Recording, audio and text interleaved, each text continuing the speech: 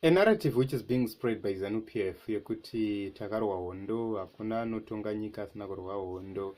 It's a false narrative. Why? It's because our forefathers fought for the liberation of this country.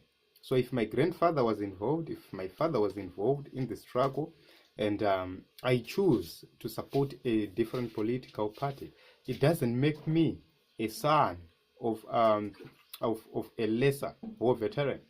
I'm a son of a war veteran, yes, but I have chosen to support change. I've chosen to support my generation. My father was young when they fought this war. Why should I continue to rally behind my old Madara, who are clueless, who have neglected my father, who have neglected the whole country and the idea and ideology of the liberation struggle? Register to vote and vote Nero.